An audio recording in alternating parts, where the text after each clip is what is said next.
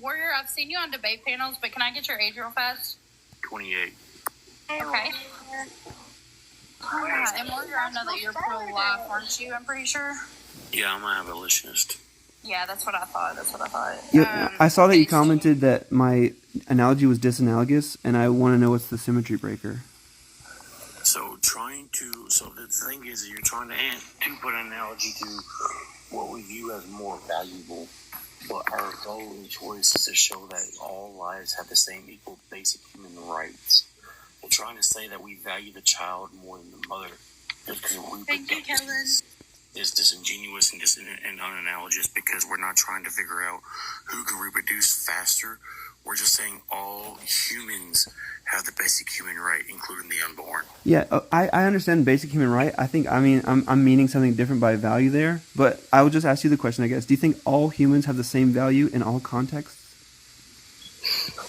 Not in all contexts. When we're talking about just living, yes, but when we're talking about citizen rights, no. Yeah, so let's say that what we deem valuable is winning first place at a strongman competition. Do you think that like a bodybuilder or a lacrosse player is going to be more valuable in that situation? So once again, that is unanalogous, because that's putting a value on something. And what we're saying is everything has a reason, has the ability and right to just live. Yeah, So but on one hand, you're talking about just living. Is not what we're doing. Yeah, I get that you're saying that everybody has a right to But life. you're not. You're trying to put a disingenuous analogy onto it. No, I'm saying we're talking about two different things. I agree that everybody has a right to life. I don't agree that all lives are the same value in all contexts. Why do you believe that? Because I think if the goal, depending on index to what goal we're trying to achieve, I would want different humans to do those things to achieve those goals. So why are you putting extra outliers just to give somebody the right to be a human? No, I agree that everybody has a right to be a human. That's what I think is getting lost. So are you then? That means you're pro-life, because if you think everybody has a right to live, pro-life all the way, baby. So my that analogy wasn't to demonstrate pro-life or pro-choice is correct. It was just to say that all humans are not the same value in all contexts. But it doesn't matter. All humans are allowed and have the right to give the same ability and opportunity to live a life. Yeah, let's say I agree that doesn't. Here's the issue: when you're trying to add value to a life, that's adding. Do what? Sorry, Kellen interrupted, so I was just telling him to hold on because y'all were debating. Let's say warrior. Hang on right there. Hang on right here. When you're trying to add value to something to give it the basic human rights, that's the same thing that people that back in the old days did to slaves. They add extra value to them to make them human. So at the same time as we are here, because biology states that human life begins at conception. So that's before they are born. So what we are saying is they deserve a right to at least be born into this world to make something themselves, or have the opportunity to. Whether they make that value or not is not up to us to decide whether they deserve the chances to or not.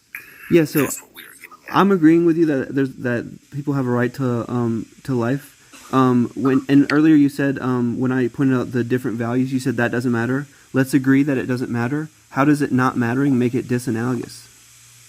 Because you're trying to add value to the reason why they should live. Yeah, but when you said everybody who has a right to life to be born should be able to have value, or at least be able to achieve that value, saying be able to achieve that value is just going to entail that they have the basic human right to be able to be born and have the opportunity to make that value. Yeah, Whether but they make that or not is not the decision of us. Yeah, but It's warrior, the right there. morality. Right there. You saying whether they make it or not is just to concede that they might not make it and they might have a different value. So, but at the same time, I'm also saying value does not matter. It's the basic human right to be able to live. Right, and I'm agreeing with that part, and I'm saying that because it doesn't matter doesn't make it disanalogous. It just means that you don't think it's important. Outliers to the basic human right to state that you think it's morally correct to allow these people to unalive. Right, I'm just saying, and it seems like you agree with me, that all humans don't have the same value in all contexts. I agree with you, but also I don't agree with you saying that they should be allowed to be aborted. No, no. If you agree with me, that's just to say that my analogy went through. And I'm not saying that means pro-life or pro-choice. I'm just saying I was making an analogy, And what are you? Are you pro-choice? I am pro-choice. Yeah. Okay, so what is your stance for pro-choice? I think 4 cases. So 4 cases: Wait, y'all, they're debating. grape, schmincest, life of the mother, and antinatalism. So then you are just pro-life with exceptions. Yeah, but I think pro-life. So that's actually a great point, and I think it's important to define terms because I think what like crazy leftist liberals have done to the words pro-choice is something that is evil. But I would say that the same thing has been done to like the word feminists. And let me just elaborate on that really quick. Wait, warrior. Let me elaborate on that. Warrior. Wait, hold on. Wait, I didn't finish my point. Hold on. Give me just a second, because I want to make something very clear real fast. So pro-choice is more of like, you don't care why the mother gets an abortion, as to where like pro-life causal would be like you give exceptions for like SA, the things that you just listed, and then abolitionist where they don't give any exceptions at all. I heard that you said, life of the mother, you said SA, and then you said, we're going to use Sweet Home Alabama because we can't use the other word. What I want to ask you real fast is, why do you give the exception of Sweet Home Alabama? Because I think that's like producing offspring with somebody from your gene pool. And I'm from Alabama, by the way. I'm so sorry. No, it's okay. No, I think it's funny. I know people that speak banjo. So wait, let me answer that question. So I think that in the case of having a baby that's inside your gene pool and the quality of life that those babies have been shown to have, I think isn't always necessarily going to be a life worth living. So to rebuttal to that, so it takes about 5 generations of strict inbreeding for that to happen, for any kind of actual any kind of defect to happen. So at that point in time, what we can do is we can now break schmincest down to 2 different things, which is consensual, schmex, and grape. So therefore, we can get rid of the schmincest part of it. We can go switch to the just grape and consensual. So if you agree that part of the consensual part is okay, it should not be aborted because it's consensual, then that part of the schmincest should not be a part of your exceptions. Yeah, no, I would agree. But just like you were saying that I was using an outlier earlier, I would say that the majority of I am so sorry that the middle of my sentence interrupted the beginning of yours, but at the same time, it's when we're talking about grape, and there's a conception of grape, then that means at the point in time, there's now 2 victims. So tell me why another victim should be allowed to be alive just because of the circumstances of his mate. Yeah, so I think that, so, I don't know, are you pro-life for biblical reasons or moral reasons, or? I'm abolitionist because I believe every single human deserves the right to live. Okay. And do you think that a fetus in the womb has qualia? Has what? Like qualia? Like, do you think it's like something to be like a baby at conception? It is a human life at conception. Yeah. Do you think that human life has qualia? Define qualia. Like, do you think that a sperm and an egg at conception experiences phenomenon? So you're trying to ask me if I believe that zygote has sentience. Qualia is close to sentience. Yeah. Sentience. Yeah. So, tell me. Can I cut in real quick? I just looked up the definition. It says the internal and subjective component of sense perceptions arising from stimulation of the senses by phenomena. Yeah. So yes, sentience. Yeah. So that's what the definition is of quality. So, Warrior, do you think that a zygote has that? I will not. So I can't answer that for the simple fact is not even a scientist can answer that at this point. No, I think scientists can answer that. The definition of sentience is the ability to perceive and feel things. That whether a zygote has sentience or not, there would be a specific date as a consensus for all sentience researchers for it to be have for our sentience. But if you look at it, there's not an actual specific date or every single point of sentience researchers can agree upon. So Yeah, at but point that. in time, it's all subjective. Yeah, but that's just going to be some threshold deontology. But like I said, it is subjective. So if you're trying to go the objective route, I would not suggest using sentience. I don't go the objective route. I go the subjective route. route. Similar route to sentience. What I'm saying is, sentience and anything similar to it is subjective and scientific theory. If you're trying to put theory into morality, that's where you're having big issues.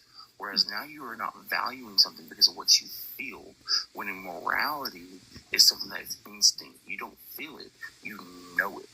So so when unborn lives. So when a pew pew happens, you don't feel that that's wrong?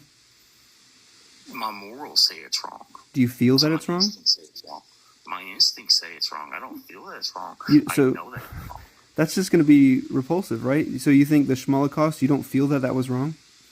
I know it's wrong because my instincts say it's wrong. Yeah, but do you feel that it's wrong? Yes or no? Should be easy. The thing is, like, I don't feel it. I know it. Right, but you can know things and feel them. Do you feel that it was wrong? I know it's wrong. Right, I get that you know it's wrong. Do you also feel that it's wrong? Why do you keep on trying to ask me the same question when I've already answered it? I know it's wrong. Well, I don't feel that it's wrong because I know it's wrong. Okay, I guess I'll ask you a different question. Do you feel that the Holocaust was wrong? Yes or no? See, at that point in time, it's unanalogous because you're trying to make me say that I feel something that I know.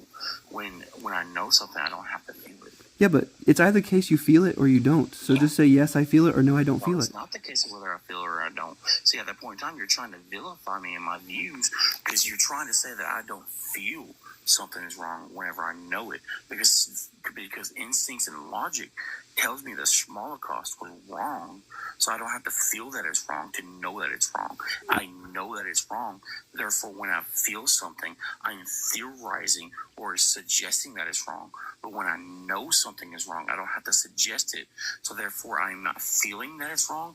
I know that it's wrong. Right. Do you understand that? I understand that, and I'm not trying to vilify you. I was just trying to do a reductio. So if you're not trying to Wait, can I finish that? Can I finish that? Questions of Wait. whether I feel something or know something due to instinct. Yeah. Let's get back to the topic of choices. What is the morality for you on pro-life or choice? So when I said I'm not trying to vilify you, what I'm trying to do is, do you think that was the end of my sentence? Well, you asked me the question. Right, and I just asked you that question. Did you continue your sentence after I started answering?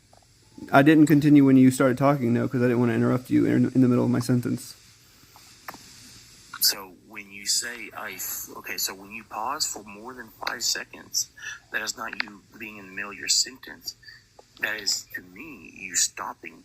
Because when you pause for more than 5 seconds, you are asking for an answer. So okay, so you wouldn't mind me asking it again then? Keep on continuing your sentence. Do not pause for 5 seconds. Continue your thoughts, and I'll let you continue your thoughts. Okay, so I wasn't trying to vilify you. All I was trying to do is do a reductio to say that for you to say that morals aren't feelings, they're instincts, and then for that to logically follow for where you would have to be committed to saying that the Holocaust, you don't feel that was wrong, it would just be repulsive to listeners. Exactly. So at that point in time, you just explained what I just said. You're trying to get to me to saying that I don't feel that it's wrong, which means then it makes it repulsive to hear, aka vilifying me. No, I'm just saying that I think that the majority of people would say. I want to ask you, Rod, what do you think? Like when you say that you feel something is wrong, what do you? Can you like kind of elaborate on what you think feeling wrong means? Yeah, I think wrong means what ought not be done, and I think that wrongness cashes out in some sort of preference against something. No, I mean like when you say that you're the feeling part, right? So that you feel something's wrong. What do you mean by you feel that it's wrong? Like I have a preference against it to a degree that it elicits some kind of introspective emotional response or something. I think I would say so. If you know something is wrong, then you can know that culturally and like by society's rules, it's wrong. But if you actually feel something's wrong, then it's like it's something that disgusts you. But if you just like, you can know, people can know that something is technically wrong and not have any guilt if they had done it. Yeah, like stealing is wrong, but if a lady's having a heart attack and you see a defibrillator, stealing that defibrillator is not wrong because you don't feel it's wrong or something. Right, Warrior, would you sign off on RN's definition? Oh, no, I would feel that the Holocaust is wrong. Would you sign off on RN's definition of when you say you feel something's wrong, it just means that it's disgusting to you that it happened? I can sign off to that. Okay, so would you say that you feel like the Holocaust was wrong, aka you're disgusted that it happened? If you're going by RN's definition and you're trying to go against instinct and trying to back me in a corner, No. then yes, I will say RN's definition is correct. I would feel that it's wrong, but I don't have to feel that it's wrong to know that it's wrong. Yeah, like in the defibrillator example. I'm agreeing with you. Hang on. Morality is an instinct, okay? That's why humans of the rational kind is such a special species. We're the only species that has true morality where we know something is wrong without understanding why it's wrong. So when you feel something, you're feeling that it's understandable why it's wrong. Yeah, so I think that you think I'm trying to be like vindictive or something. I'm agreeing with most of what you're saying. I'm just saying I think that because you think I'm trying to trap you, you're purposely not saying that you think the Holocaust is disgusting, and I just think that you do think it is. Disagree. Yeah, I know. I just agreed that I feel like it's disgusting. Okay, yeah. Also, I said I don't have to feel that it's disgusting to know that it's disgusting. Yeah. Okay, so we can get back to the main point. Wait. I'm so sorry to interrupt y'all, but can we kind of like, because we've got onto like the Holocaust and stuff, can we kind of get back to, the topic at hand? Yeah. And I know that RN and Kellen and Issa have all been waiting patiently as well, so let's try to get back to, the pro-life, pro-choice stances. Yeah, so I'm pro-choice legally. Skylar. But what you guys were saying, so, Maya? Since you did bring legality into it real fast, what? So earlier you said something like pro-choice is like willy-nilly, pro-life means the special exceptions, and abolitionists mean no exceptions. Correct. Okay, I would say that under you guys' definitions of those terms, I would be pro-life. But the way I'm using pro-choice is just for the repugnant, repulsive cases where we are deeming that it's okay. So the issue is pro-choice. Okay, so you're more pro-life causal than Yeah, that's why when you bring up the legality stance though. So when you are debating this topic, since everybody looks at it this way, I don't know which people are telling you any different, but most of the pro-lifers and pro-choicers that I know look at it the same way that I've described it to you: the pro-life causal, abolitionists, and pro-choice. Mm-hmm. No, but when you argue legality though, and you're talking about why it's okay to unalive children, I probably wouldn't stand on the legality stance for the simple fact that there's more times than not somebody is going to ask you, which I've asked pro-choice this as well, pro-choice people this as well, name one time we can legally, I'm trying to think of the word, my mind's going blank. Unalive it's almost someone? 3 a.m. in the morning. Intentionally unalive your child. Like, you're meaning to unalive this child. Like, this child's not done nothing to you, but you just intentionally unalive it. What makes it okay versus, like, inside the womb versus outside, and then you would kind of be special pleading location at that point. It's kind of like a... Oh, no, that's not how I would defend that, no. I would say that in that instance of that question, me and the interlocutor would just be equivocating on the word child. Okay, so what your stance is for abortion is 2%. So what we're getting at is like pro-choice people would also agree to the 98% of elective. Well, yeah, but I wouldn't limit myself to only the 2%. I think there are a lot of factors, and so my four main ones would be, rape, schmincest, life of the mother, and antinatalist, and then maybe like consent for sure. Okay, so that So what you just said, your 4 to 5 exceptions still only cover 2% of abortions done, is what we're getting at. 98% of them is pure elective, where it's healthy mother, healthy baby, and they just come up with other reasons why, other than what you just stated. Yeah, but that's a moral claim, right? I don't care about the moral claim. Hang on. What you stated was only 2% of all abortions annually. Yeah. So at that point in time, what you are saying is you are now pro-life with exceptions. Yeah, but to clear up what you're saying, I think that when you say that 98 of them are elective, that's just to make a moral claim that you don't think they should be done. And I'm not making any claim about morals. I'm making a legal claim. Does that make sense? At this point in time, no, I mean, I don't think legally that these elective abortions should be done. So I would stand on a legal stance from that as well. Like, I don't think that you should legally have the choice to have an elective abortion.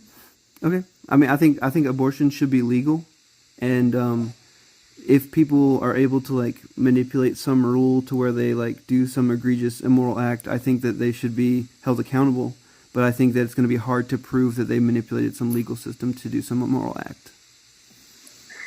Okay, so I feel like maybe you are more pro-choice, but you're more like you believe that these people should be able to do these things. Maybe you don't agree with it, but you think that they should have the option to go ahead and proceed with it.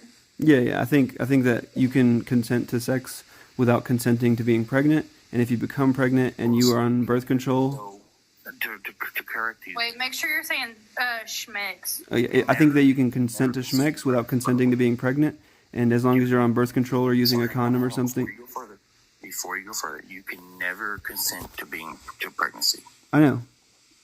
That's what I just said. Well, you say you can consent to sex without consenting to pregnancy. Yeah. So what I'm saying is, like, there's not even a choice to whether if you want to consent to pregnancy. I know. You can't even consent to that. Yeah, that's why I think abortion should be legal. It's not something you can choose to do or not do. Yeah, I think if something happens to you without your consent, you should be able to take legal actions to stop that thing from happening to you with your consent. What I'm getting at is, even if you want to be, you cannot choose to be.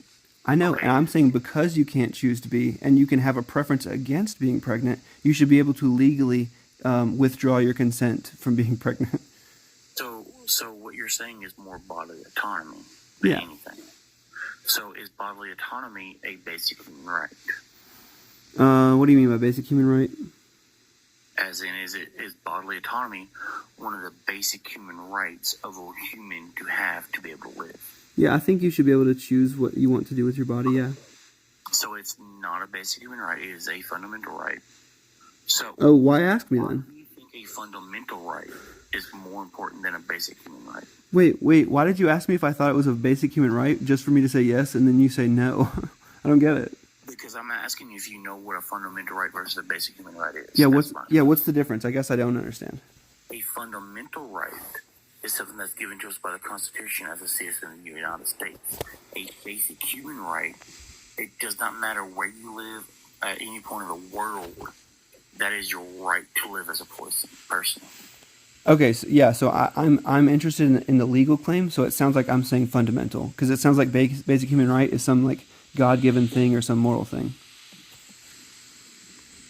Okay. Yeah. So, why do you think that legally a unborn child who has not chosen to be there, who has not, impeded on anything but except just live, deserves to be unalived on anything but just because you think that it impedes on somebody's bodily autonomy? Well, it's not just that. But to answer your question first, I think that I think that you shouldn't be able to force people to do acts that they consider immoral. So do you think pregnancy is immoral to some people? Yeah, there are antinatalists who think that bringing about life without consent is an immoral action. Because of the capacity that life form will have to experience a suffering that they don't consent to.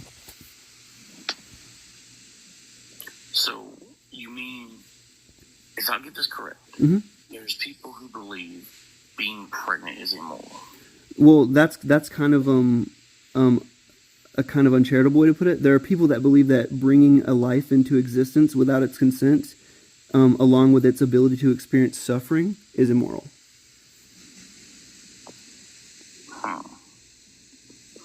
So, at this point in time, Does that resonate with you at all, Warrior? hang on. At this point in time, so you're saying that you believe, so are you one of these anti-natalists? No, I think the view's kind of silly. I don't want to have kids for sure, and I do sympathize with the view that it might be immoral to have a kid. So here's the thing. Now this is just me. If I view something as silly, I do not defend that view.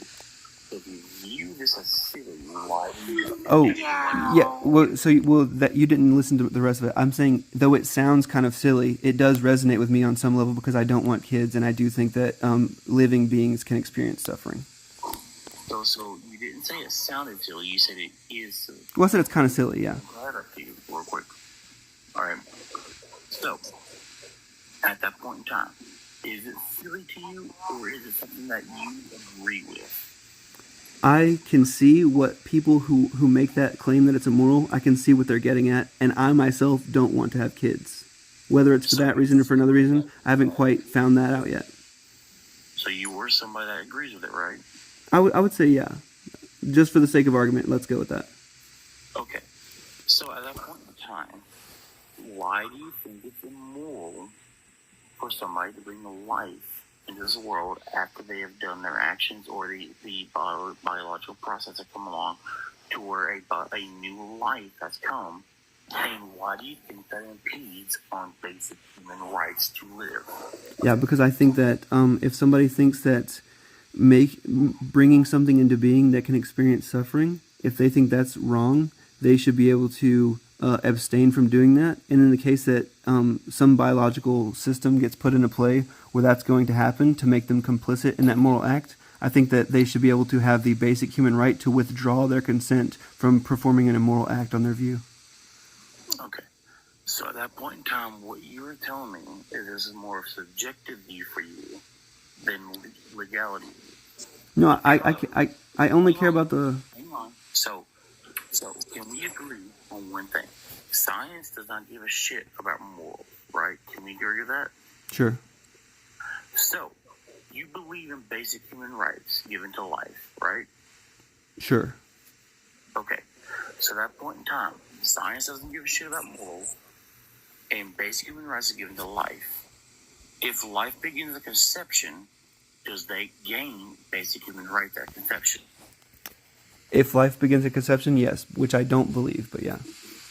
So why don't you believe science? Well, so to be clear, I do believe that life begins at conception, but I don't think that a life worth living begins at conception. But how come? Because a sperm doesn't have subjective experience, and an egg doesn't have subjective. Wait. No. Let me finish answering. Let me finish answering. Wait. It's important that I get to answer. It's important. It's important. Listen. It was just to preface.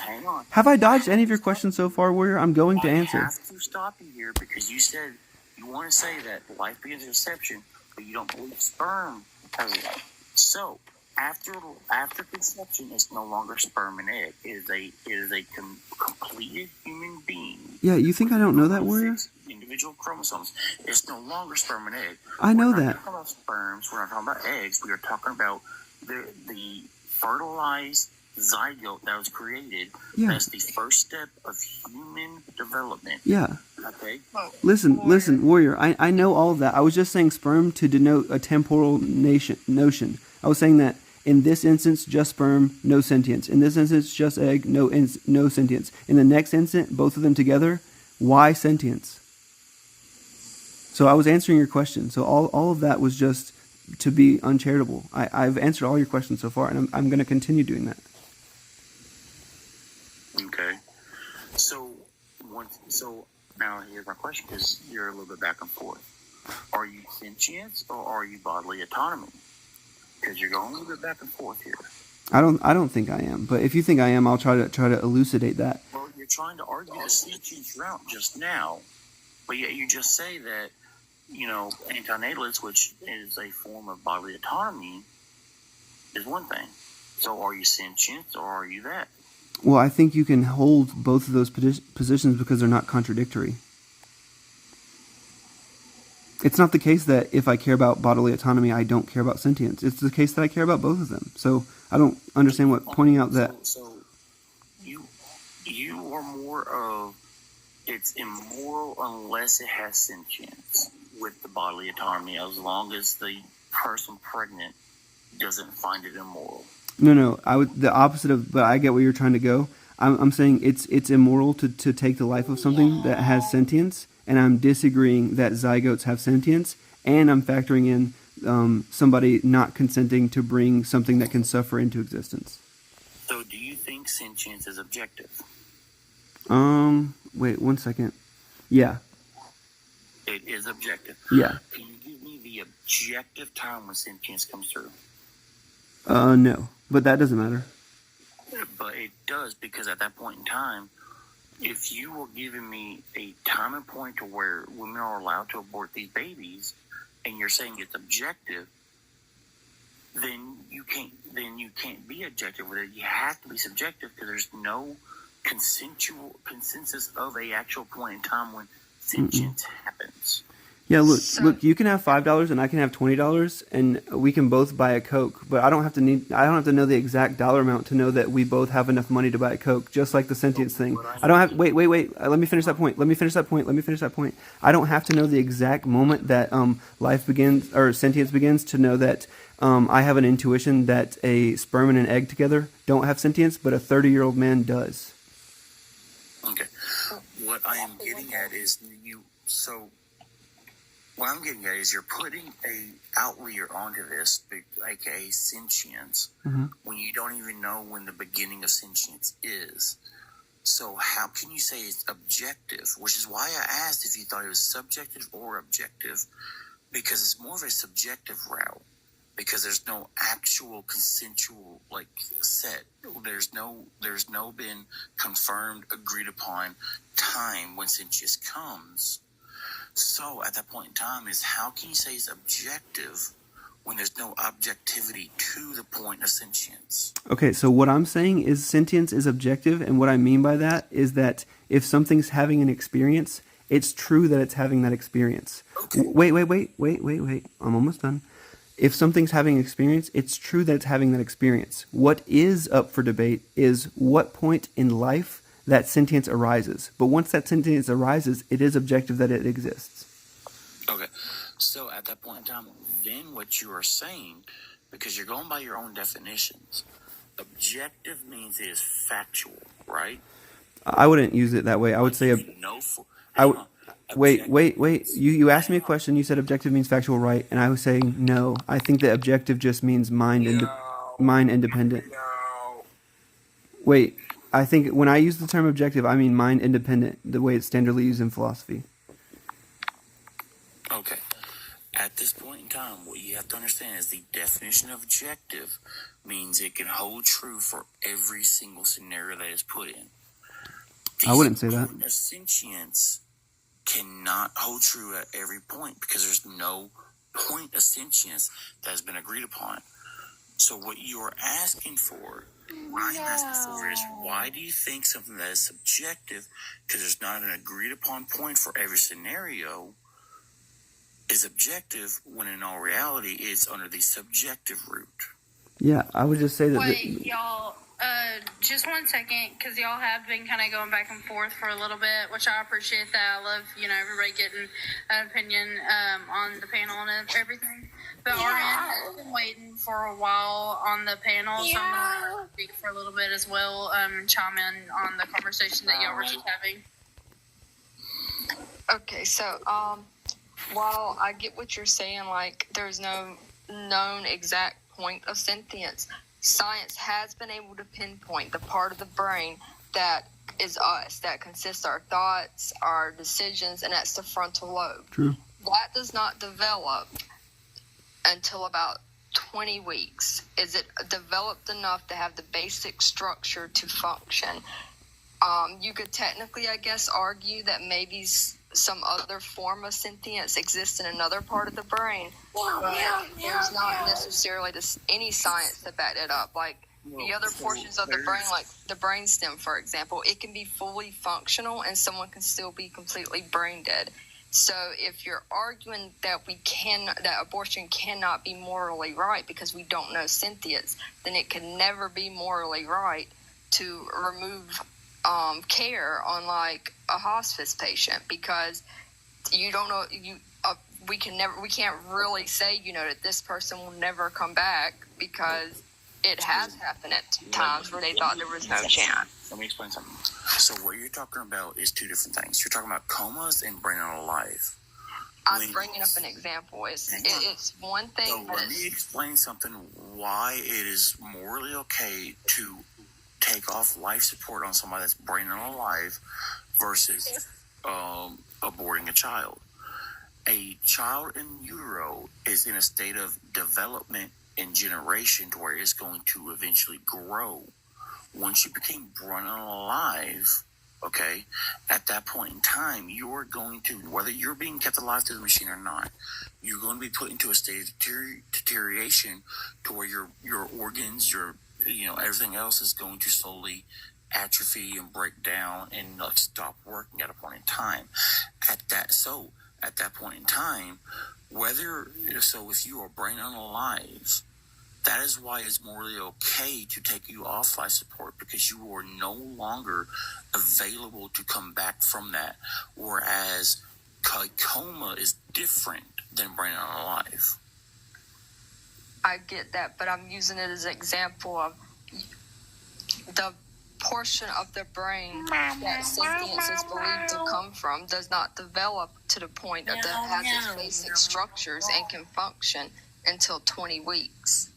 So it's not really like you keep kind of saying, that there's no point that sentience is known, but no, based on everything we have, that would be the point of sentience, because we proved that when the frontal lobe is damaged, or that's brain death. So let me ask you this: if a person is born with, I forget the name of it, but basically no brain, just a brain stem, and all that, do they have sentience throughout their life? It's not believed. No, they have no reaction, no reflexes. Okay. So there is one person. His name is Trevor Waltrip, and he, in his life, throughout the 12 years he lived, disagrees with that completely. Because he has shown sentience, he has shown preference, which is meaning sentience, to have subjective experience of whether you like something or not.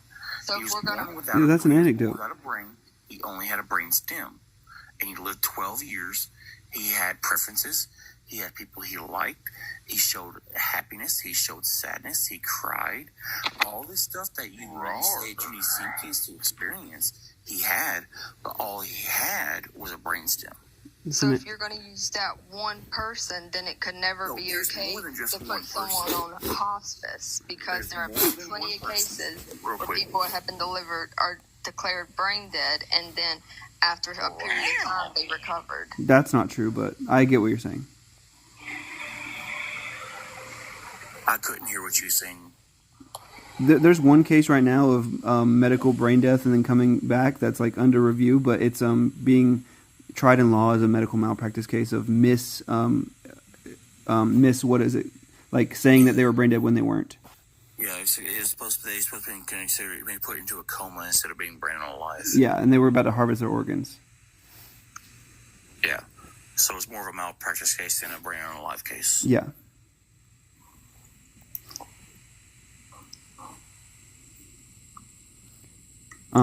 Wait, so can I ask you guys a question then, I guess, or a couple of questions? Sure. Probably not. Issa, what problem do you have with my definition? Wait, So, what's up, right? What's up?